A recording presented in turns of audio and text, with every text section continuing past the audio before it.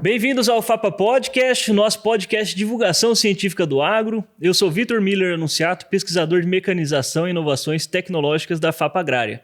Ele, como sempre, aqui do meu lado... Fabiano Pacentiuk, pesquisador de milho e feijão da Fundação Agrária de Pesquisa Agropecuária. Como vocês estão habituados, aqui nós transformamos pesquisa em conversa e conversa em muito conhecimento.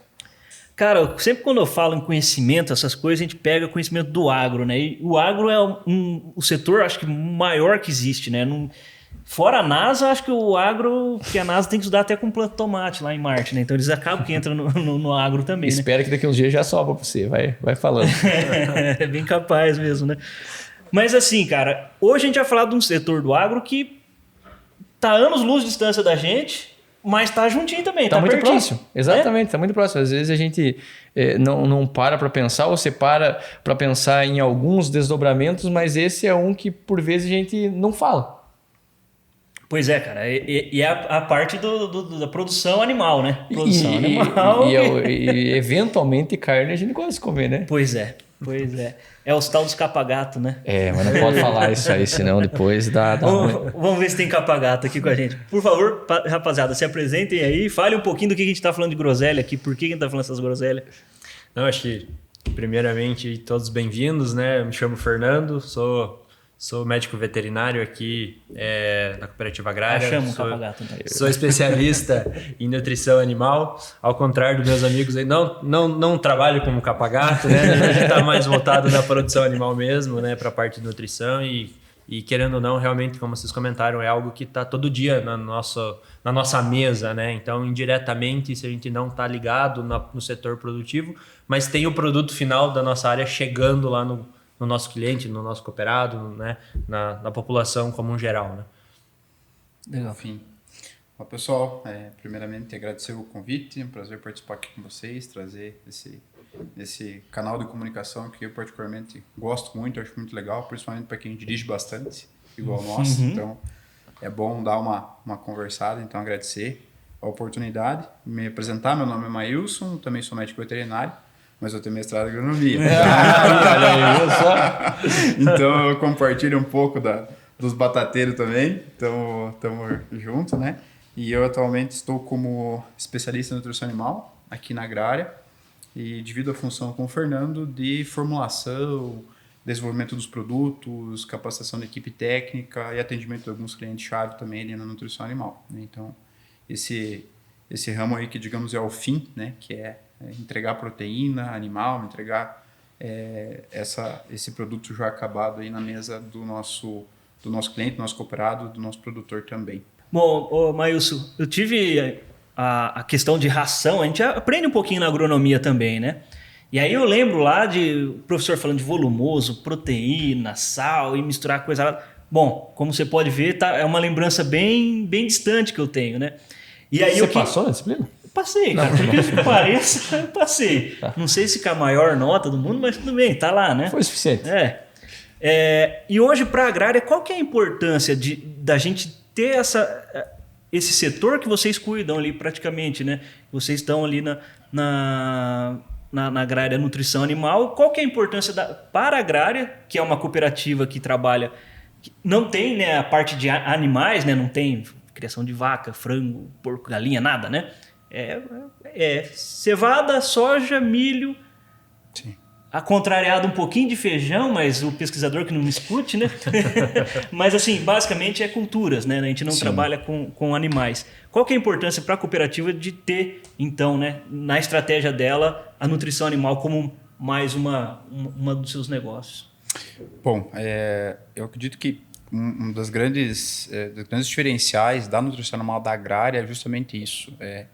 A nutrição animal da agrária, a fábrica, ela tem uma oportunidade muito grande que é justamente por a agrária ter todas essas culturas, toda essa expertise no desenvolvimento, pesquisa e tudo, acho que a nutrição animal se beneficia muito por a gente justamente usar essas matérias-primas, né, na nossa formulação e conseguir agregar valor e também ter uma demanda muito constante dessas matérias-primas que sejam básicas, como, por exemplo, a própria cevada, o próprio milho, e principalmente dos coprodutos, né? Que acredito que seja um foco para a gente conversar aqui com o Fernando também, que são os coprodutos das indústrias da agrária, né? Que são, assim, para nós, muito importantes e essenciais para a gente ter competitividade. Hoje, entregar uma formulação com maior assertividade, pensando no desempenho animal também, e principalmente garantir a estabilidade de fórmula. Acho que o grande foco aqui é a estabilidade que a gente consegue ter de formulação durante o ano todo, justamente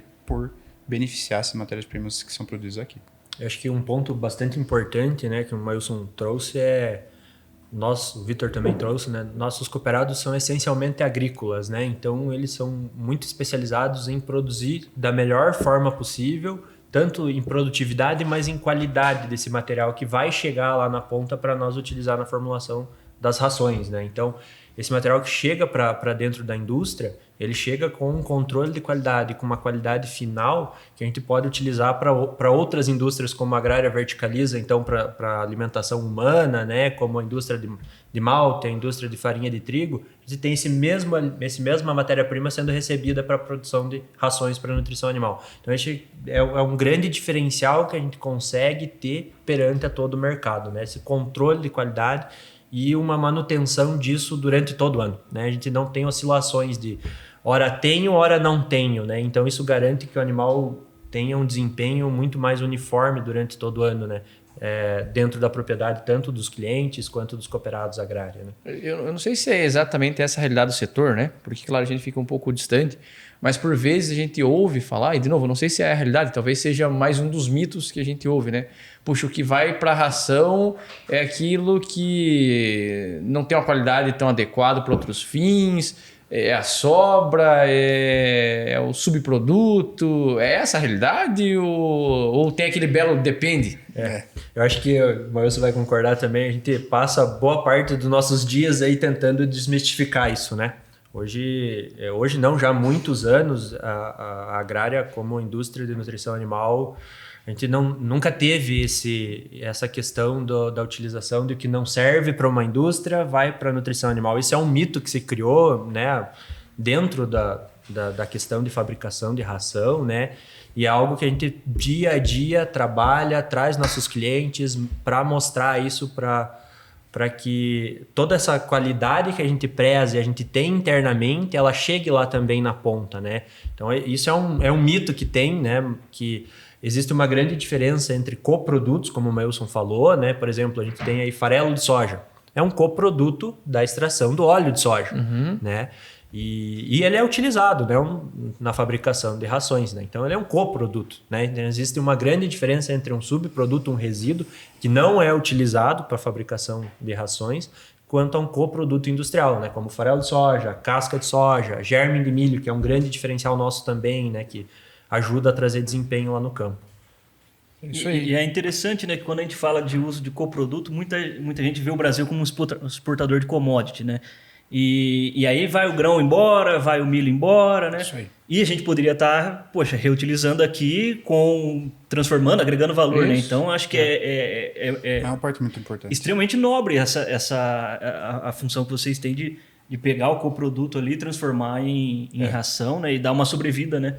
E agregar valor ao que o nosso cooperado está produzindo, né? Com certeza. Se o Brasil como um todo fizesse mais isso, com certeza ia ter mais dinheiro para cá. E eu acho assim, isso são os mitos que surgem, né? E eu acho que isso, como você teve a disciplina, por exemplo, às vezes mesmo na formação acadêmica, na parte prática, tem essa teoria, né? E isso, a gente tem uma explicação meio que lógica para isso, né? A gente sabe que ruminantes, por exemplo, que a gente formula grande parte da produção é destinada para ruminantes hoje da fábrica, eles têm essa capacidade, os equinos também, coelho também, dessa digestão da fração fibrosa dos alimentos, que boa parte das matérias-primas produzidas aqui, dos produtos, por exemplo, das indústrias, acabam não indo. Por exemplo, produção do malte, né, radícula, que a gente pode explorar bastante, falar bastante dela, que é um alimento que é bem interessante para nós, para ir para a cerveja não pode ir a parte da fração fibrosa. Mas para a vaca, por exemplo, para bovinos de corte, é um excelente alimento, uma fibra de altíssima digestibilidade, né? Muito boa, né? Mesma coisa que casca de soja, né? Alto FDN, tem 55% de FDN, mas a vaca aproveita muito bem. A mesma forma o farelo de trigo, a maior parte da proporção ali do pericarpo do grão é retirado, vem farinha junto, mas o ser humano, né, exceto farinhas integrais, tá Isso, andando na isso. moda, né? Mas assim, então o ruminante, essa habilidade que ele tem de digerir essa fração fibrosa, traz isso que, não, então tudo que for, digamos assim, fibroso, que não prestar, vai para ruminantes. E assim, sendo bem franco, por muito tempo isso acabou acontecendo. Mas isso não é realidade, por exemplo, para nós, né? Para quem não sabe, às vezes até a gente explica nas visitas à fábrica, a caldeira da maltaria, por exemplo, é uma caldeira, acredito que uma das únicas aí habilitadas a justamente fazer queima desses resíduos. O que é resíduo da agrária, a gente queima e produz energia lá para a maltaria, né? E os coprodutos, que é realmente o que a gente vê que tem como propósito agregar valor e produzir, a gente utiliza bem, sabe? Então, acho que isso digamos, uma coisa que vem com o tempo aí, que a gente, com o passar, a gente vai desmistificando e vamos deixando as coisas, né? Colocando os pingos nos is aí para deixar a coisa mais alinhada, né? E acho que quando a gente vai até para essa questão um pouco mais técnica da formulação, né, existem alguns coprodutos como o germen de milho, né, a gente tem a indústria que faz a moagem do milho, né, para comercialização aí do grits, do flakes, alguns outros produtos, e gera o germen, né.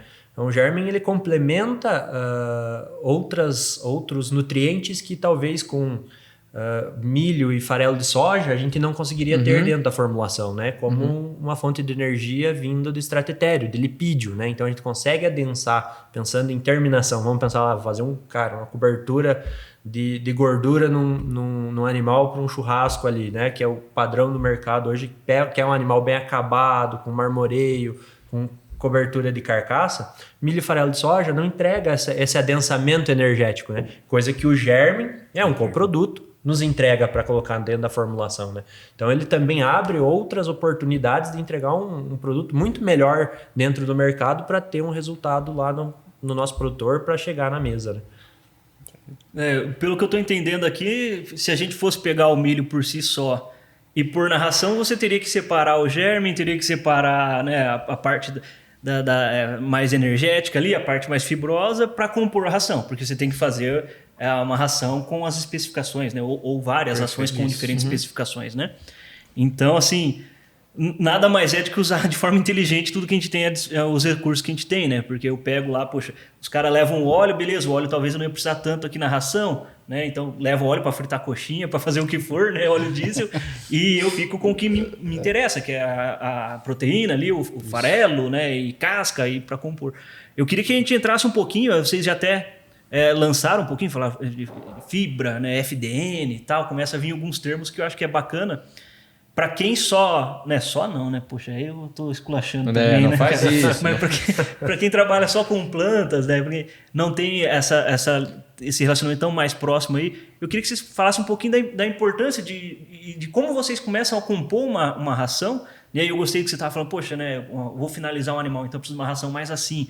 Mas sei lá, se ele tá o garrotinho ainda, poxa, eu preciso de uma ração assado, né? O cavalo tem outra exigência, né? Poxa, um cavalo atleta, né? Que de mais performance, o que ele precisa comer? Então acho que seria legal a gente tentar amarrar assim lá, desde a lavoura até... E eu sei que é uma trajetória longa, mas a gente tem tempo para isso. O Fabiano tá um pouquinho apressado, mas a gente tem tempo. Não, nós respondendo isso nos próximos 2 minutos, tá tranquilo, Fernando. Fica à Sorte vontade. que eu sou um cara que nem fala muito, né? Não, mas eu acho que é bem isso, né? Mailson pode também falar sobre, mas nós temos dentro do nosso portfólio, como agrária, nutrição animal, mais de 70 produtos, né? Então, cada produto tem uma indicação, uma categoria e um objetivo, né? Então, esses produtos eles vão estar divididos entre ruminantes, que é o nosso maior foco, né, de atuação. Hoje a fábrica produz aí seguramente mais de 80% do volume produzido como agrária e nutrição animal é ruminantes, dividido em bovinos de corte, bovinos de leite, né? E até mesmo dentro das duas grandes classes ali de ruminantes, a gente tem produtos específicos, né? Que tem o seu objetivo, né? Então a gente tem desde a ração inicial lá para fase de bezerro, né? E até chegar à fase de terminação e cada um desses animais tem uma exigência diferente, né? Então em certos momentos eu preciso de mais proteína, em certos momentos eu preciso de mais energia, em certos momentos eu preciso um pouquinho mais de fibra, a composição dessa fibra vai mudar um pouco também, né? Então acho que isso é um grande diferencial também como agrária e nutrição animal, essa abertura de portfólio que permite com que a gente tem o produto correto para a fase correta, para o objetivo correto, né? Então, dentro de todas as espécies que a agrária trabalha, a gente consegue fazer isso. E eu acho que essa interface com o campo e com a verticalização da indústria que nos permite, né, em certos momentos, ter a inclusão de uma matéria de maior participação na formulação de uma ou outra matéria-prima, né? Então, se a gente tem, por exemplo, só tenho milho e farelo de soja para trabalhar, eu fico muito engessado dentro disso, né? Então, não tem como a gente atender alguns mercados que necessitam de variação, né? Isso é importante, né? Sim. Por exemplo, em números hoje, a gente, falando dessa questão do impacto, né, de produção, chegar até o campo, a gente está tendo um número bem alto de animais. Então, hoje, por exemplo, no leite, por dia, em torno de 45, 50 mil vacas comendo ração. Caramba. Todo dia. Né? Algum número que impressiona, como o Fernando falou, parte de gado jovem, a agrária tem uma liderança muito forte no mercado de gado jovem. Hoje mesmo, até fiz atualização, e aqui a gente tinha uma meta que era tratar 10 mil bezerros e a gente chegou na meta, né? Estamos querendo dobrar a meta agora, claro, né? Mas estilo Dilma, mais ou menos. Mas hoje a gente hoje até fiz o relatório do mapa lá, que a gente manda todo mês pro Ministério, que a gente chegou nesse número de 15 mil bezerras. Então, assim, de comendo ração. Então, 1.000 vacas pré-parto, que é uma categoria que também que a gente atende, né? E principalmente, assim, como o Fernando comentou, ração para bezerra, por exemplo, alto amido é péssimo, assim, você mata a bezerra se você colocar uma ração com alto amido. E nós conseguimos fazer uma ração tranquilamente com nível de amido baixo, porque a gente tem casca, a gente tem radícula, tem germe para diluir. Pré-parto, mesma coisa. E se precisar, por exemplo, uma ração pancadão para lactação, para a vaca produzir bastante, quando uma silagem, por exemplo, dá menos amido, né? Falando agora um pouco na linguagem de vocês, né? Produz menos milho e tal, a gente tem também. Então, como o Fernando comentou, acho que essa flexibilidade para nós é bem importante e bem interessante também. Só para nós contextualizar para quem está acompanhando aqui, vamos partir assim, fazer uma conjectura aqui, partindo do pressuposto que nós só tivéssemos milho aqui. O que seria possível fazer com qualidade? Se nós tivéssemos só milho. Polenta. Ração, esquece. Difícil, cara. Assim, eu acho que é outro ponto, né? Eu e o Fernando, a gente é veterinário, mas uma das coisas que pra você fazer ração, você tem que entender é da matéria-prima. Ou seja, a gente começa a ficar aficionado por estudar a matéria-prima. Então, assim, se você falar hoje os componentes de o que tem na radícula, cevada, germe, a gente sabe meio que de cor tudo. Até porque a gente analisa tudo isso lá dentro. Mas milho, por exemplo, amido. Na matéria natural, considerando 3 e 14 de umidade, 64% de amido, altíssimo. Milho é uma bomba de amido, né? Extrato etéreo varia muito, mas entre 3 a 4, dependendo do cultivar. FDN baixíssima, né? 5,5%. Não passa disso. Né? FDA mais baixa ainda. Então, assim, é uma matéria-prima engessada. E proteína. Nós temos aqui, eu atualizei essa semana lá, 7,8 de média. Né, mês de proteína. Mas, assim, seria uma ração com baixíssima proteína e altíssimo de amido. Então, assim, não tem o que atenda. Acho que não tem nenhuma categoria que 8% de proteína. E eu acho que pensando em ruminante, né, a gente precisa entregar um mínimo viável de nutrientes dentro do rumen dele ou para o animal, para ele desempenhar pelo menos as funções de mantença, para ele se manter vivo. Né?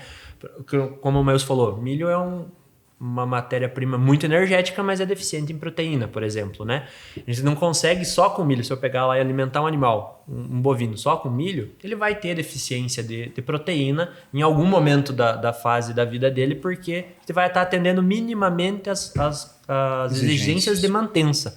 Quando a gente vai para desempenho, essas exigências nutricionais aumentam, né? Vamos fazendo um paralelo com uma lavoura de soja, né? Eu produzi ali 80 sacos por hectare, é uma exigência de nutrição para essa planta. Agora eu vou produzir 30, é outra, né? Outro jogo. O animal é a mesma coisa, né? E milho atenderia muito bem, sobrando energia, mas faltaria proteína, por exemplo, né?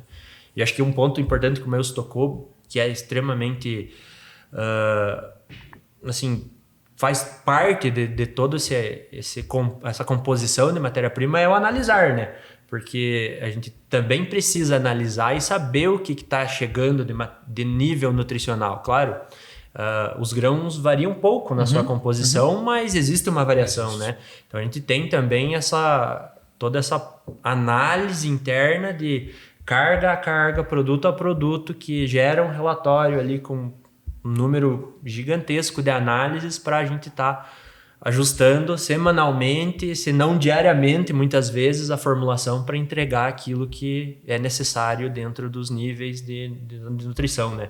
Nutrição evoluiu muito da mesma forma que a agricultura evoluiu, né? Então, a gente fala de formulação, a gente já não olha mais só para a proteína bruta, né? Mas a gente está olhando já para os aminoácidos, quanto que cada matéria-prima está entregando de aminoácido para chegar lá no animal e desempenhar aquilo que a gente precisa, né?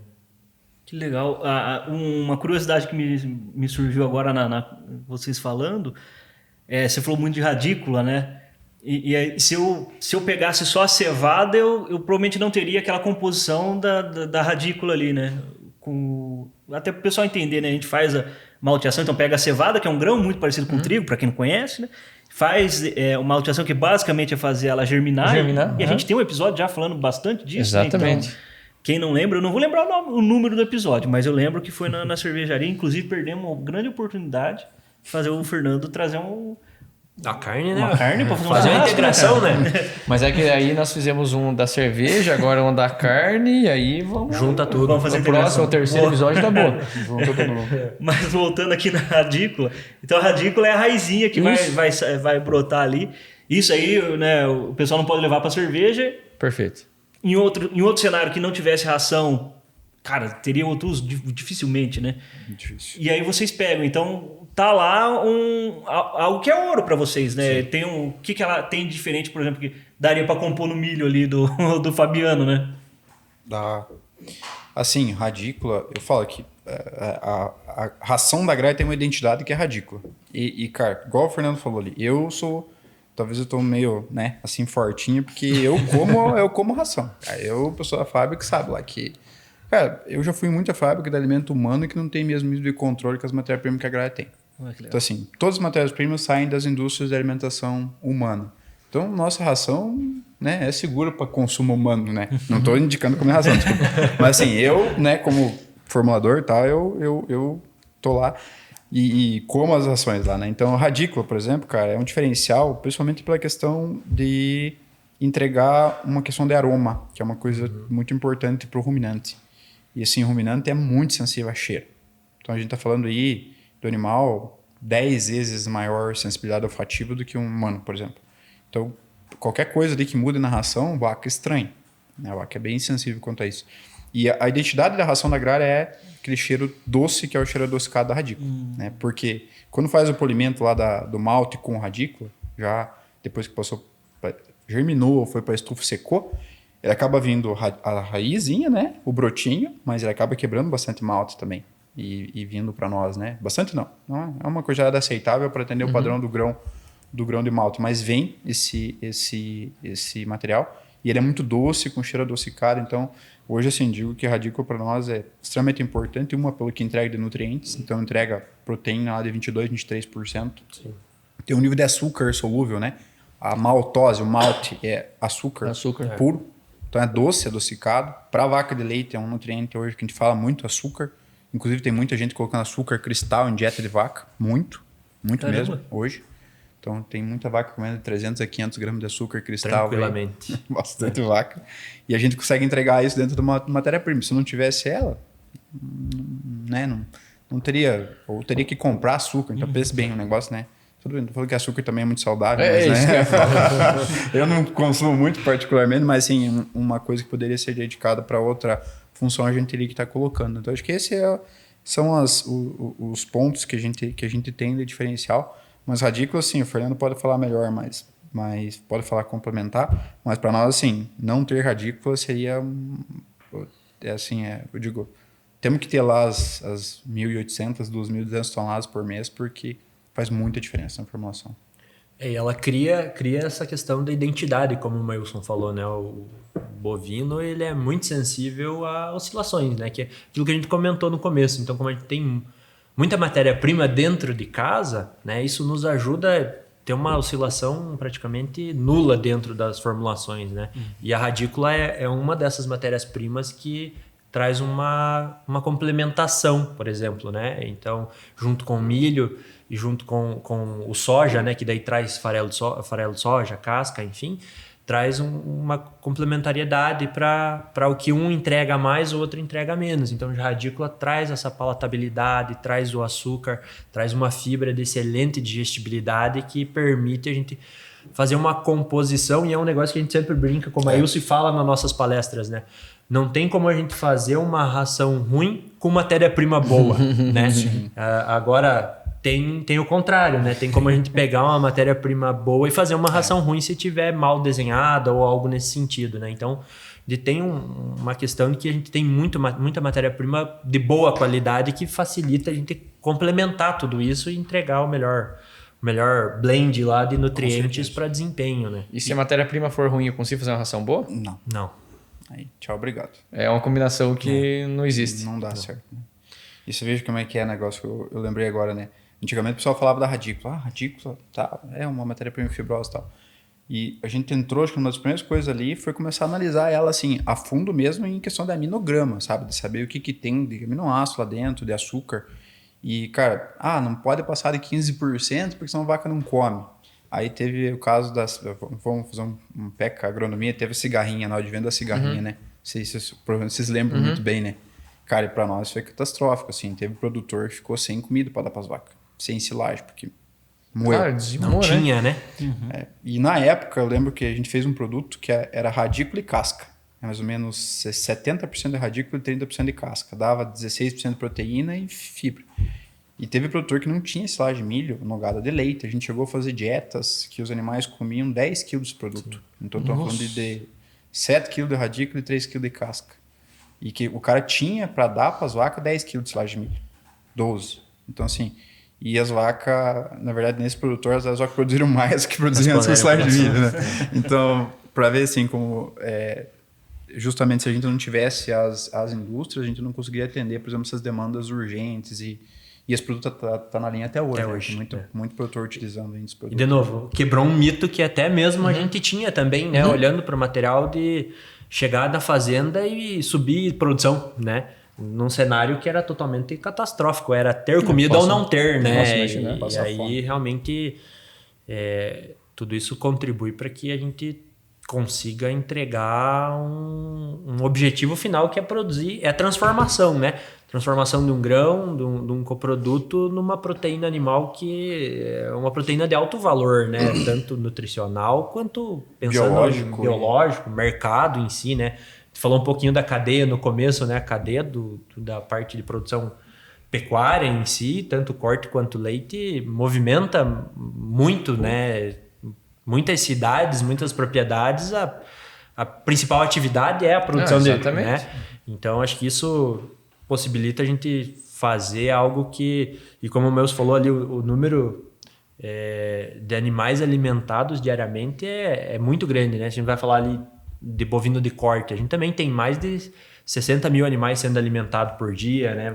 É um grande N, né? Então a agrária está presente não só aqui regionalmente, né? Mas também está dentro de todo o estado, está em outros estados como Santa Catarina, São Paulo, né? Expandindo para Rio Grande do Sul, né? Algumas coisas já indo para o MS. Então isso tem nos ajudado a buscar também levar o nome da agrária, levar os produtos e toda essa qualidade que a gente produz aqui no campo através da pesquisa da parte dos grãos, a expertise industrial da agrária para mais longe, vamos dizer assim, né? Tem alguma demanda que vocês já tiveram que fazer? Tipo, liga para a FAPA e fala, na opção de uma cevada assim assado ou de um milho, né? Principalmente, esse aqui recebe demanda direta da indústria. Precisa de um milho que não quebra quando cai raio não sei aonde. Aí o curioso é que quando eu atendo a demanda, se eu atender a demanda da fábrica de rações, eu não vou atender do Grits. Mas é uma briga para um outro momento. Essa conversa vai longe, né? Vai longe. Eu acho que talvez um grande ponto assim que eu vejo que nós temos aqui, justamente além de ter essa integração, falando de milho novamente, né? É o perfil de milho plantado pelos nossos cooperados, que acho que é isso que vem sendo também trabalhado com a FAPA há muitos anos, que é o tipo do amido, né? O Meus comentou ali, pega um grão de milho, basicamente ele vai ter entre 64% e 65% de amido, né? Mas esse milho, ele muda qual é a composição da matriz proteica do amido lá dentro, né? E para nós, na nutrição, é totalmente... A gente vai de um extremo ao outro, né? De um milho que com a mesma quantidade de amido vai ter uma digestibilidade, lá um aproveitamento por parte do animal de 95%, 98%, e um milho que talvez é mais duro, que vai trazer mais capacidade de tempo de armazenamento, mas que para nós na nutrição animal vai trazer um aproveitamento de 90%, 88%, né? E aqui a gente tem, por esse desenvolvimento da pesquisa, né? A integração com os cooperados, a gente tem uma questão climática também que permite fazer isso, né? Então a gente tem esse milho com amido muito mais disponível, né? Que eu acho que faz uma diferença muito grande, né? Para nós isso é importante, né? Até mesmo coloração, né? A gente recebe muito, às vezes o produtor aqui, leigo, né? Milho, ração boa é milho e farelo de soja, assim. E isso remete a uma cor, por exemplo, do endosperma vítreo do milho, que é alaranjado, né? Só que aquilo dali é pura ilusão, porque o cara vai alimentar e do jeito que a vaca vai comer, né? Vai pro esterco. Então, assim, você joga milho literalmente na fossa, né? E não é aproveitado. Então, acho que esse é um ponto importante, né? E eu acredito que também, pegando a parte de desenvolvimento e pesquisa, uma coisa que pesa muito para nós, por exemplo, a parte dos substratos culturais, né? Por exemplo, micotoxina. É uma preocupação muito grande da agrária nisso, né? Nas culturas de inverno, principalmente milho também. Milho também, claro. Milho também. E tudo vem de encontro. Por quê? Porque se tiver baixa carga de micotoxina na nossa matéria-prima, consequentemente a ração produzida daquela matéria-prima ou dos coprodutos também vai ter. Então isso é uma questão bem importante e que para nós pega muito, sabe? A gente está começando a falar em micotoxinas, micotoxicoses ainda, um mercado um pouco explorado, um tema pouco explorado, mas que é importante. Então, acredito que tudo que some na cultura, ela tá com excelente qualidade sanitária, fitossanitária, para nós também vai ser importante, né? Então, acho que tem uma sinergia grande nesse sentido.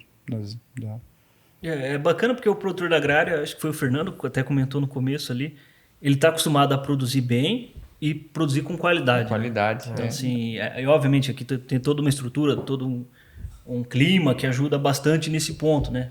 Qualidade às vezes nem tanto. Quando São Pedro abre um pouquinho mais a chuva no inverno, dá uma dificultadinha. Né? Mas assim, é melhor chuva do que sem chuva, né? Então acho que isso ajuda bastante, né? Porque do mesmo jeito que a micotoxina é ruim para a saúde humana, a gente vê casos, né, de vaca que custa 2 milhões e morre porque comeu não sei o quê, né? Cavalo, né? Então isso tudo, poxa, passa na mão de vocês cuidar disso também, né? Se eu colocar coisa ruim lá, vai dar azia, né? Não tem como. Então, mais uma vez, mostrando que realmente não é porque não serviu para alimentação humana que vai para o animal, né? Então, com certeza. Tem que ter esse mesmo nível de cuidado. Né? E não tem essa segregação também, né? Como às vezes a gente escuta aí de novo falando dos mitos, né?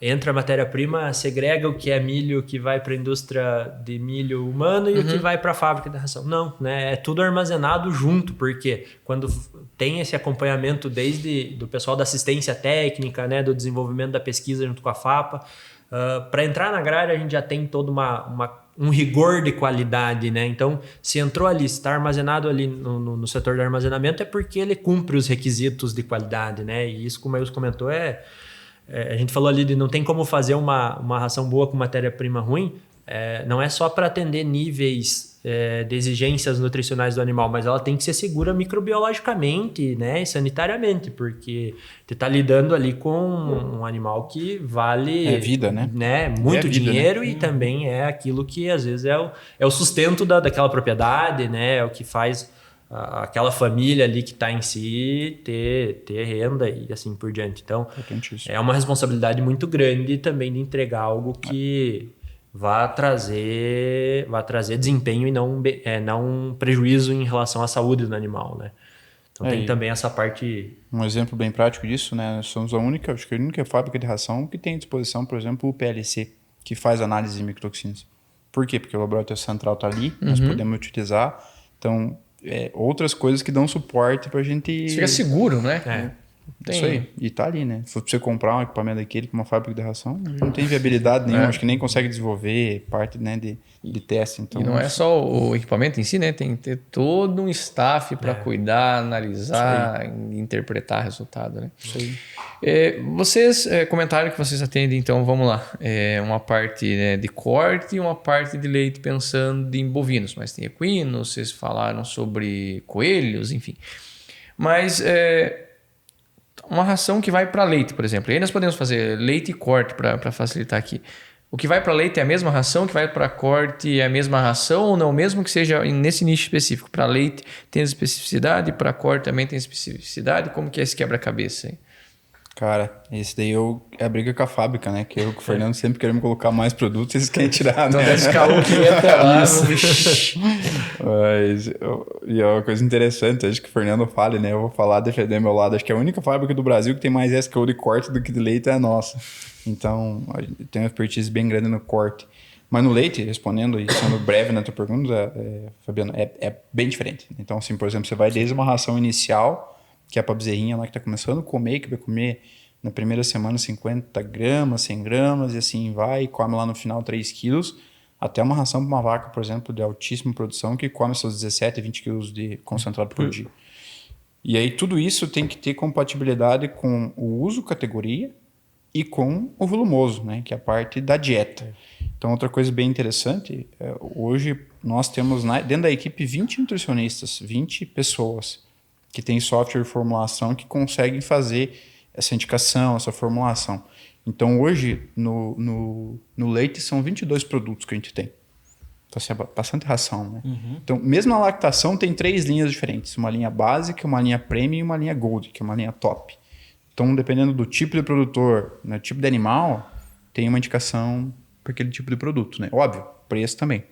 Tem compatibilidade. Não tem como, né? Tem compatibilidade com o mercado. O que varia muito nessas linhas, principalmente parte de aditivos, né? Então, a gente tem uma gama de aditivos hoje, sim, desde monenzina, que é o mais básico, até óleos essenciais. A gente trouxe um produto, por exemplo, da Diamond V americana, que é o aditivo mais utilizado nos Estados Unidos, hoje está presente na nossa linha Golden, né, como diferencial do mercado. Poucas fábricas no Brasil têm esse produto na linha. Então, isso que diferencia. Mas eu acho que a grande questão é a indicação, né? E também saber o que está saindo, né? Por exemplo, uma curiosidade que a gente pode até depois puxar, mas esse pessoal do leite, eles formulam exatamente com a mesma formulação que eu coloco do lado no programa da fábrica. Então, por exemplo, hoje, segunda-feira, é meu dia de ver lá o full report. O que é o full report?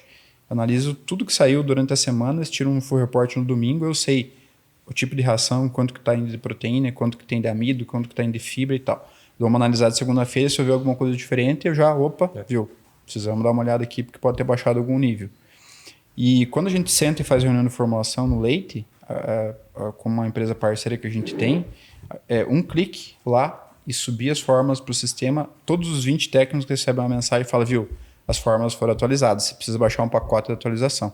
E eles baixam esse pacote e ele ajusta. Então, por exemplo, a ração Golden Milk Tradição está com 40% de amido, nós precisamos por algum motivo subir para 42%. Ele dá um ok, ele atualizou lá, aparece mais 2 pontos percentuais de amido e você está com a sua formulação atualizada. Então, os técnicos conseguem, através desse sistema de integração, fazer uma formulação exatamente com o que está saindo dentro da fábrica. Tá? Então, para o leite, isso eu vejo que é muito importante, né? A gente pode falar um pouquinho sobre o controle de qualidade, mas hoje o nosso controle de qualidade, a parte de análise, é uma fortaleza bem grande nossa, né? A gente tem um laboratório que dentro da fábrica, né, que faz as análises de controle diário, realmente de recebimento de matéria-prima. Então, toda a carga que chega passa por uma sequência de análises dentro do laboratório da indústria, e também todo produto acabado, então todo lote produzido lá dentro da indústria também é analisado para validação que atingiu-se os níveis que precisava atingir, né? E isso a gente valida também com outros laboratórios externos, tem toda uma sequência de análise e validação, tanto interna quanto externa dentro da agrária, né? E isso garante que a gente consiga ter também esse ajuste em tempo real, como o Mailson falou, né? De ter essa rede de técnicos lá no campo formulando a melhor dieta com aquilo que realmente está saindo aqui da fábrica, né? E não um número teórico que às vezes foi passado lá atrás que já não é mais aquele mesmo produto, né? Então, para chegar realmente, porque dentro de uma fazenda, né, falando um pouquinho do corte agora, às vezes a gente tem fazendas que usam 3 produtos da agrária na mesma fazenda, né? Porque tem objetivos de dietas diferentes. Então, como a gente comentou no começo ali, talvez eu tenha um animal numa fase mais jovem, onde ele precisa de um tipo de nutriente, então eu vou com uma ração mais desenhada para recria. Depois esse animal vai para uma dieta de ganho de peso, então vou para outra ração. Então tem fazendas que a gente tem 3, 4 produtos lá dentro, né? E isso que nos traz um portfólio grande, né? Então, falando ali tanto de bovinos, nós temos vários SKUs para conseguir entregar o produto que mais se adequa àquela realidade dentro da fazenda. E aí tem um outro ponto que é o volumoso, né? Se a gente for pegar aí falando em gado e corte, volumoso participa, dependendo da dieta, de 60% a 30% na grande maioria das fazendas, das dietas, né? Em terminação, então, né? Em terminação, né? Então a gente tem que entender também a complementariedade do que a gente está formulando ali, se ela vai se complementar com o volumoso que está sendo utilizado lá na fazenda, né? A gente sempre tem que pensar que o animal ele come uma dieta e não o produto, né? Então essa composição é o que faz com que a gente consiga ter esse ajuste, né? E ter um grande número de produtos faz com que tenha o posicionamento correto também, né? Porque às vezes a ração ela é muito boa em níveis, entrega muita tecnologia, como eu mesmo falou, de aditivos, níveis de minerais, microminerais, mas ela não está na categoria correta, né? Então, quando a gente tem poucos produtos, às vezes isso acaba acontecendo, né? Mas precisa ter um faz tudo, né? Justamente, né? Vai para aqui. Mas aí faz muito bem uma coisa e outra não faz muito bem, né? Uhum. Então, a gente ter vários produtos, a gente consegue ter um produto específico para cada utilização dentro da fazenda, né? E às vezes tem que desenvolver, né? No caso, por exemplo, a ordenha robotizada, a gente teve que desenvolver o produto porque não tinha no portfólio. Então aí entra no desenvolvimento. Uma ração pós-parto para pôr no robô, um lançamento recente, a gente teve que desenvolver. E acho que uma outra questão, né, a agrária sempre está nessa vanguarda, né? A agrária foi a primeira indústria de ração a trazer ração robotizada de ordenha robotizada para o Brasil, né? A gente foi uma das primeiras empresas a trazer concentrado, que a gente chama de concentrado grão inteiro, né? Então, dietas de somente milho e concentrado, né? Rações de dieta total, onde o animal não precisa de volumoso. Então, isso é um outro ponto também, que a agrária sempre está nessa vanguarda de trazer a tecnologia, né? A mais recente foi a pós-parto, né? Mas de estar olhando para a necessidade do produtor lá no campo, do cooperado, o que está se fazendo lá fora, né? Talvez a gente vai buscar referências nos Estados Unidos, vai buscar referências na Europa e ver o que a gente pode estar contribuindo para o mercado, para o nosso cliente, para o nosso cooperado, né? Acho que isso também é um grande diferencial. Não é engessado, né? Porque do mesmo jeito que evolui a propriedade, nós temos que evoluir como indústria também para acompanhar, né? E as categorias são diferentes, né? Puxando esse gancho, né? O cavalo, por exemplo, formulação para equinos, né? Reformulou a linha e tudo. E tinha uma demanda, por exemplo, em São Paulo, de receptoras que recebem os embriões, por exemplo, de cavalos e garanhões e éguas muito valiosos. E tem lá 200 éguas, 400 éguas. E o volumoso para essa categoria é silagem de milho. E aí tinha que desenvolver um produto para equilibrar essa dieta dessas éguas prenhes, recebendo o volumoso que é silagem de milho. Não tinha no mercado um produto assim. Então a gente desenvolveu o produto, encaixou hoje um produto que mais vende na linha de equinos, né? Então pra você ver como que tem particularidades e justamente essa adequar o produto é um ponto bem importante, né? Um negócio que a gente falando dos volumes, falando das composições, né? Que eu fiquei bastante intrigado. E aí, em relação à logística, né? Poxa, se a vaca come 10 quilos de ração ali num dia, poxa, eu não consigo. Gostei dos meninos, gostei do Fernando, gostei do Maílson, quero comprar a ração deles, só que eu tô lá no Tocantins. Vai ser mais complicado, né? Tem que ser aqui na... Como que é isso? Vocês preparam ali, eu tenho um contrato com a indústria, ou não, eu ligo ali, viu, manda uma tonelada desse assim para mim. Como que funciona essa questão da logística mesmo da entrega? Porque deve ser um baita de um desafio também. É extremamente complexo, né? Porque a gente tem as fazendas, elas não param, né? Não tem jeito. 365 dias, Yes. 24 horas por dia, né? O animal, ele não... E a alimentação é essencial. Então, faltou alimentação, a gente, né, perde desempenho. Alguns tipos de dieta pode ter algum prejuízo sanitário para o animal, né? Então, isso é algo muito delicado, tem que ser muito robusto, né? Então, essa logística é algo que não pode falhar, né? E, claro, tem todo um modelo de atendimento comercial para isso, né? Mas, realmente, tem toda uma organização de... Quando a gente vai fazer uma parceria com uma propriedade para usar o nosso produto, a gente já faz um levantamento de quantos animais são, qual é o consumo diário, qual é o volume necessário semanal para que isso seja atendido e não tenha alguma falha de... daqui a pouco o Vitor me liga, Fernando, preciso da ração para agora. E agora? Né? E acontece. E agora, né? E às vezes a gente sabe o que acontece, né? Mas acontece sempre. Então isso é bem complexo, é um negócio que impacta muito, sabe, na atividade, né? Então tem todo um modelo comercial e planejamento também de como atender da melhor forma possível, com levantamento de dados da fazenda, consumo, qual é o nosso tempo logístico, distância também, né, que é algo importante. E a gente vem ano a ano trabalhando em cima disso, né, Mailson? A gente já vem todo ano buscando ações de melhoria para, claro, atender da melhor forma possível o nosso produtor, nosso cooperado, nosso cliente e entregar o produto lá na hora que precisa estar na fazenda, né? Com certeza, mas você tocou num ponto importante, Vitor. A logística, ultimamente, principalmente no cenário dos últimos meses aí, né, com a elevação do preço do diesel, ela tem impactado muito no valor final do produto. Então, por exemplo, a gente tem valores de logística diferentes conforme distância, principalmente da fábrica, né, nas tabelas de frete. Mas lá no Tocantins, por exemplo, uma ração granel, um cara com uma fazenda de 1000 boi lá, é difícil. Tem que dar uma pensadinha, então, né? Então, o atendimento, ele está sendo, em todas as indústrias de nutrição animal, acho que no mundo inteiro, ele está ficando muito vinculado a essa questão de atendimento mais regionalizado. Então, eu acredito que a Agrária seja uma das empresas que entrega mais longe, porque o volume é grande, então isso dilui o custo logístico também. Mas hoje, por exemplo, cargas a granel, que a gente entrega a ração no ensacado, que é em torno de 25%, 30% da nossa produção total, e o restante é tudo granel. Essas cargas granel hoje, nosso alcance aí seria até uns 350, 400 quilômetros, assim, para chegar num preço competitivo. Né?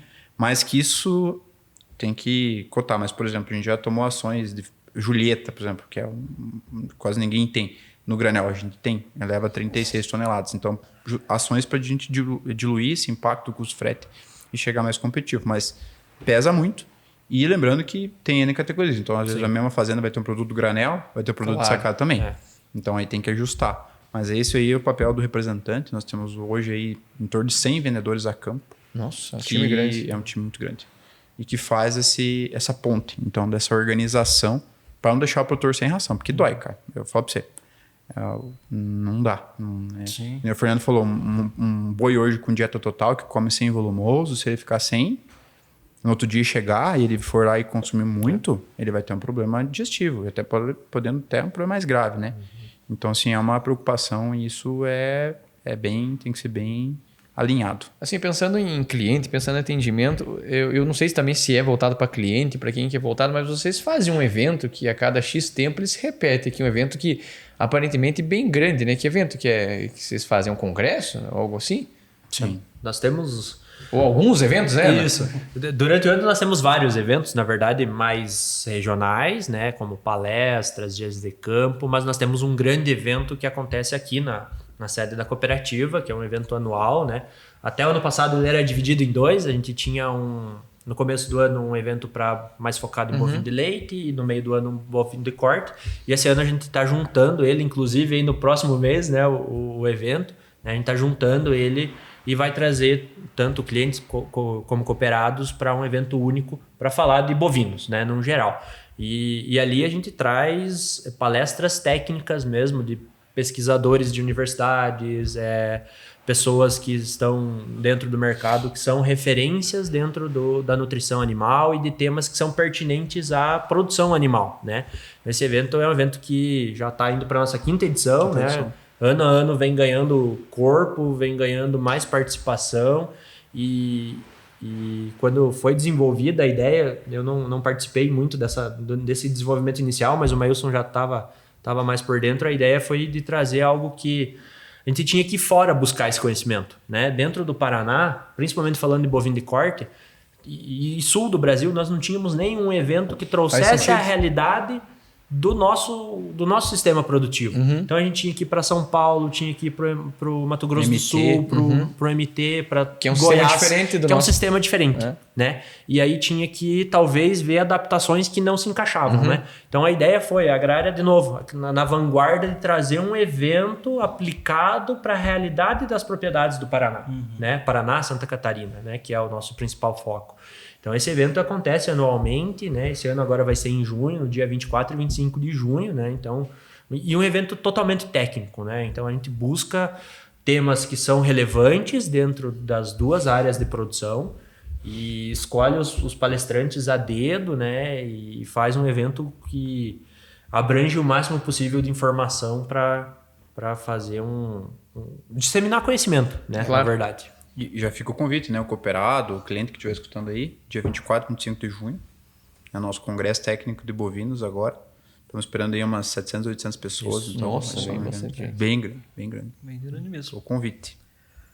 Boa, rapaziada. Eu queria saber quais são os próximos desafios aí que vocês têm no futuro. O que vem de...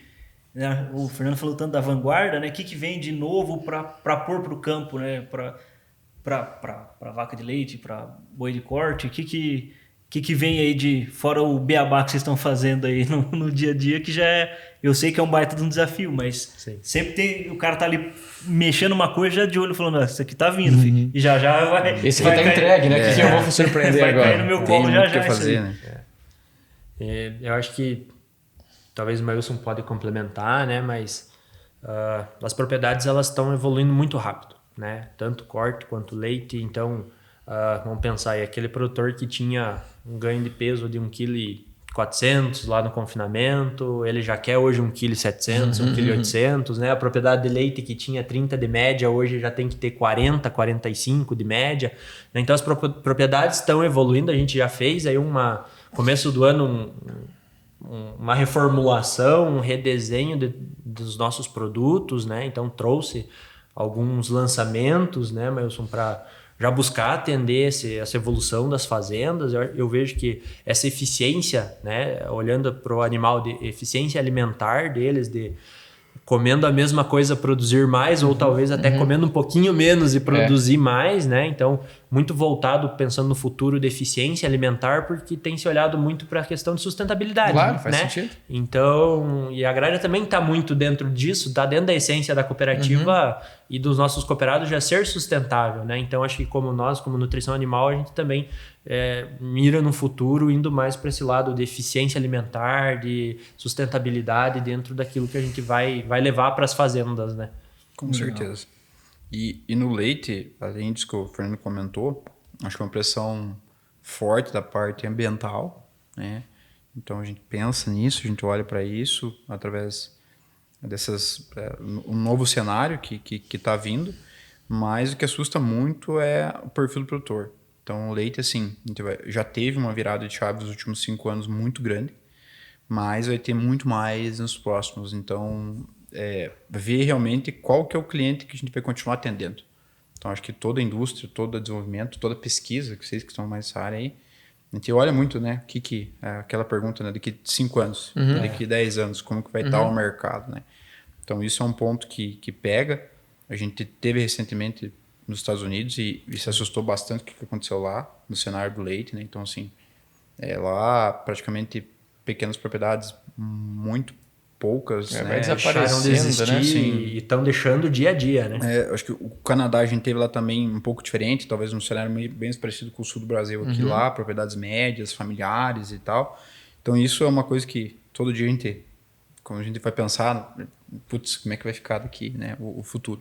E realmente essa parte de que trem tá tomando um corpo, assim, mudança radical de perfil do produtor. Então, muitos produtores jovens assumindo as propriedades, sucessão familiar muito forte. Esse produtor mais novo, ele quer tecnologia. Ele quer um serviço um pouco menos exaustivo, que quem já tirou leite e sabe que, né? Eu brinco, né? 7x7, você morreu teu pai cedo, de tarde você tinha leite igual. Né? Isso. É Natal, vaca não espera, Nova, né? isso aí. Não tem boca, né? Então, assim, a gente vê muito essa pegada dos novos produtores focando. E aí, assim, esse povo é extremamente conectado, né? Então, por exemplo, hoje, vamos dar um exemplo do mais tecnológico, ordenha robotizada. O cara tem informação na palma da mão. Se você entregou uma carga de ração lá e baixou leite, em 12 horas ele sabe disso. E ele te cobra por isso, né? Então, isso é... E na 12 horas e 1 minuto ele já te mandou uma mensagem. Exatamente. E de noite, geralmente. Então, são pontos assim, interessantes. Essa evolução tecnológica a gente tem que acabar acompanhando, né? Então, para 2027, a gente tem algumas questões bem importantes, estruturais, em fábrica, e para atender, né? Até mesmo pensando nessa questão, o que vai ser o novo, né? Para a gente se manter, né? Porque fábrica de ração, a concorrência é acirradíssima. A gente tem... posso imaginar. Acho que aqui num raio de 100 km nós temos 25 concorrentes. Então, o trem é assim, um negócio... Entregar o diferente é o que a gente busca fazer, né? Ter esse diferencial de produto, de atendimento, de suporte, que é o que a gente enxerga que futuramente, vindo essas novas gerações, as exigências do produtor quanto a desempenho dentro das fazendas, produtividade, é o que vai pensando em 5, 10 anos, vai se perpetuar no mercado e dentro das propriedades também, né? Camarão que dorme onda leva, né? Não, exatamente. Tem que ir pra cima. Dinâmico, bem dinâmico. Ô, Vitão, quem ficou até o final do episódio merece, né? Não entrar numa discussão muito polêmica, só para nós terminar o episódio. Quem ficou até o final, tá esperando por aquela perguntinha, né? Será que não? Em que parte da formulação que entra os hormônios para... Mas não tem, como assim? Como que um frango com 42 dias tá pronto, né? Não, cara, hoje, assim, do Brasil é muito restrito essa parte o Fernando que pode comentar no corte, mas, por exemplo, no leite, a gente tem, nos Estados Unidos, uma pressão muito forte na parte do BST, que é uma coisa, assim, muito simples, que acredito que é o único hormônio que realmente a gente sabe que é utilizado, né? Que é a somatotropina bovina recombinante. Então, assim, um fator de crescimento semelhante que a vaca já produz, né? Mas a gente reforça, às vezes, no final da lactação. Então, o BST no Brasil hoje a gente utiliza. É um produto que aumenta a viabilidade de células produtoras de leite, que realmente tem uma persistência de lactação um pouco aumentada. Esse é um aditivo hoje que a gente usa na bovinocultura leiteira, mas que é extremamente validado e é uma coisa que a vaca já produz. Então, não é nada assim E acho que é algo utilizado dentro da fazenda, né? Mas Sim, também, né? Não é utilizado dentro de indústria, né? Ele é utilizado, aplicado no animal dentro da fazenda, né? Estrategicamente. Mas o que a gente sabe, assim, que tem muita questão da avicultura, por exemplo. Aqui que dá... Cara, isso aí não tem nada. O que a gente tem é nutrição, genética, desenvolvimento genético absurdo. Então, eu falo assim, suinocultura e avicultura acho que está bem na frente. Está muito na vanguarda, está muito à frente. Então, a gente sabe, por exemplo, semanalmente o requerimento de cada aminoácido de um pintaim dentro da avicultura. É um troço muito louco, assim. E isso, às vezes, a pessoa que está ali, não tem conhecimento, né, dessa parte de desenvolvimento de genética, nutrição, se assusta com os resultados. Mas é evolução genética, né? É conhecimento, é ciência. Aplicado ali, né? E eu acho que esse é um grande ponto. A evolução se deu, né? Eu acho que evoluiu tão rápido porque a gente não pode usar, né? Então isso se estimulou a pesquisar cada vez mais. Ir lá a fundo, que nem o Marcos falou, semana a semana, dia a dia do que aquele animal precisa para entregar o desempenho e chegar lá no final, né? A gente sabe que tem alguns países, por exemplo, o Marcos comentou, né, dos Estados Unidos, né? Estados Unidos, eles têm a liberação para a utilização de implantes hormonais em bovinos de corte, né? No Brasil é extremamente proibido, né? Então, o nosso alimento, além de nós, como Brasil, de produzir volume, a gente tem um alimento totalmente seguro que é desenvolvido, e esses desempenhos, resultados maiores, são desenvolvidos através de pesquisa em genética, em nutrição, em manejo, né? Para chegar no melhor resultado e tirar o máximo daquilo que o animal pode entregar, né? Acho que esse é um dos mitos que a gente falou ali. Nossa, esse é forte. E esse é muito presente ainda, né? Principalmente olhando o mercado, mesmo consumidor, né? Quem está nos grandes centros, né? Usa-se hormônio no frango, usa-se hormônio na carne. Não utiliza, né? O que a gente utiliza é entregar aquilo que ele precisa para se desenvolver o mais rápido possível, né? E da melhor forma possível. Acho que as pessoas estão usando bem mais que os frangos ultimamente. Não tenho dúvida. Então, assim, pode comer tranquilo, a nossa carne é muito competitiva, porque a gente é muito bom em produzir. Eu acho que tudo que a gente comentou aqui vai de encontro a isso. Então, a gente produz muito milho, produz muita soja, faz farelo, tem coproduto e usa isso para transformar em proteína animal, que é muito competitiva, né? Então, assim, nossa proteína animal, graças a Deus, é muito competitiva. É um baita player no mundo aí a parte de exportação nossa é muito forte, né? Contribui muito com o nosso PIB. E isso é uma coisa que a gente tem que fortalecer. A gente fala muito isso, né, Fernando?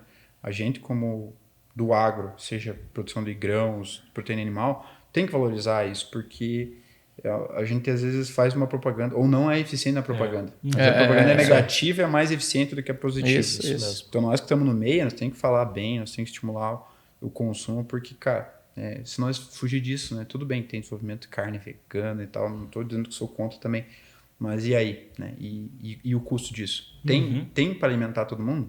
O tanto de gente que vai ter daqui a pouco? E se a gente for pensar nisso aí, né, dessa questão do marketing, né, do agro, né, cada vez mais tem um distanciamento da população que está nos grandes centros, né, claro, do pessoal das gerações urbana, né? mais novas achar que o leite vem da caixinha, né, que a carne dá na embalagem a vácuo, né, isso. E acho que esses espaços, igual a gente tá tendo aqui, é para realmente também trazer isso, né, que tem toda uma cadeia lá atrás, que tem muita ciência por trás disso, tem muito estudo, muito trabalho dedicado para que chegue um alimento produzido em quantidade e qualidade e competitivo dentro do mercado, né? Acho que esse é o principal ponto, né? E ainda produzindo com sustentabilidade, né? Se a gente for pegar, nosso produtor, ele tem um dos códigos ambientais mais rígidos do mundo, né? Então, às vezes a gente apanha sem dever, né? E fica quieto. Acho que esse é o pior, né? Esse é o pior, exatamente. Apanhar, mas também dá a outra, né? Ou pelo menos se defender. Ou pelo menos falar aquilo que a gente está fazendo, pelo né? menos se defender, mas a gente tem muita tecnologia envolvida. Eu acho que, como o pessoal da cerveja fala do campo ao copo, nossa, é do campo até lá no espeto, no final, no churrasco. Direto pra churrasqueira, né? Às vezes um queijinho coalho também Dá pra mexer, né? Mas tem muita coisa e eu acho que é justamente essa interação, essa fortaleza que a gente tem, principalmente aqui dentro da agrária, que faz a gente ser muito competitivo e ter no final aí produtos de alto valor agregado, né? A gente tem hoje, assim, vários clientes com iogurte, leite tipo A, cara, coisas assim muito boas, sabe? Que você vê assim, cara, que negócio legal que é. Você vê, às vezes, se pensar desde o nascimento lá, desde o desenvolvimento até, né, idosos, crianças consumindo esse tipo de alimento. Né? Carne nem se fala, né, Fernando? Sim. Carne... Aí... E acho que assim, é muito nobre, né, você entregar, que nem o Vitor comentou no começo, né, a agrária não tem a criação de animais em si dentro dos negócios dela, mas ela tem diretamente, né, Isso. porque a gente tá nutrindo esses animais que vão chegar lá na ponta, né, então, que nem o Márcio falou, a gente tem N parceiros, N produtores que estão entregando hoje um produto de extrema qualidade para o mercado mais exigente, né, então... Pegar a Cooper Aliança, por exemplo, que está do nosso ladinho, que é cooperada agrária também. Os próprios cooperados produzem leite. A gente tem hoje quase 10 cooperados aí que estão na produção de leite propriamente dita, né? Produzindo leite todo dia. Então tem bastante coisa que a gente participa e que é bem legal, assim, interação e integração também. E que sai dessa ligação lá do início do plantio de uma safra, do desenvolvimento de uma cultivar, do manejo bem conduzido na lavoura para chegar lá no final. Passa por muita etapa, mas para chegar e virar alimento, na verdade, né? E tem a cerveja também, né? Sem cerveja não tem radícula, né? Então tem que tomar também, né? Que ajuda bastante. Bom, rapaziada, eu gostei demais de receber vocês aqui pra gente conversar. Acho que temos como falar mais de bicho aqui também, né? Poxa, essa carne sempre é bom, né? Carne sempre é bom. Acho que a gente conseguiu colocar muitos pingos nos is aí, né? Muita coisa que o pessoal vê ali, poxa, minha avó tem uma galinha lá, é 6 meses para matar a galinha. E como que os caras fazem em um mês? Poxa, parece magia, mas é ciência. É ciência. Então, acho que ficou bem legal. Ainda, e é um clichê nosso aqui, não tem como, mas a gente sempre tem mais o que falar, tinha muito mais coisa para perguntar, mas isso também dá aquela oportunidade de a gente combinar aquele churrascão, queijo coalho e uma picanha. Eu sou mais do contra. Não sou eu também. Um contra já me faz feliz. Já. Eu não sou muito exigente. Dá para ter os dois para atender todo mundo. Também. E o queijo coalho não vamos dispensar também, né? Mas pode vir, tá tudo certo. Pode vir. Traga um pouquinho de ração para nós experimentar também. A de bezerra é boa, né? Nossa. Tem umas melaceadas ali que é boa. Não vamos negar, não. Show de bola. Tá certo. Então, pessoal, vocês gostaram desse episódio? Olha, poxa, que bacana vocês conversando um pouco mais sobre bicho, sobre vaca, sobre boi, né? Sobre ração. Comenta aí que a gente corre atrás de mais conteúdo. Com certeza, Fernando Maílson vai ficar contente aqui em vir conversar com a gente ou indicar alguém que possa vir conversar também. Claro. Faz parte, o pessoal da nossa equipe aqui é de casa, então tá aqui mais uma vertente aí para a gente abrir também dentro do nosso podcast, porque o nosso intuito é divulgar a ciência do agro, né? Então, tudo que for agro, a gente está aqui conversando e tem coisa para um dedéu para falar do já dá para nós conversar mais uma meia dúzia de episódios, né? Já faz a choradeira aí que não tá adiantando de nada, porque o povo não comenta, não compartilha. Nós temos um pessoal que está acompanhando, mas está muito anônimo, sabe? O pessoal não tá compartilhando, não tá curtindo, você dá um puxão de orelha no povo aí, né? Tem que mexer. Bom, então, por favor, a gente sempre tem trabalhado aí para trazer conteúdo de qualidade, pessoas muito bem gabaritadas, então compartilha, comenta, envia para aquela tia que tá falando, viu, que o frango tem hormônio, fala, tia, eu falei pra senhora que não tem, compartilha, comenta, vai lá no Spotify, deixa as 5 estrelinhas, nos ajudem, por favor. Feito então, pessoal, nos vemos no próximo episódio e toca fogo no carvãozinho que o Fernando e o Maílson estão garantindo aqui para nós uma solução de qualidade. Até a próxima, um abraço. Valeu, pessoal. Valeu, um abraço.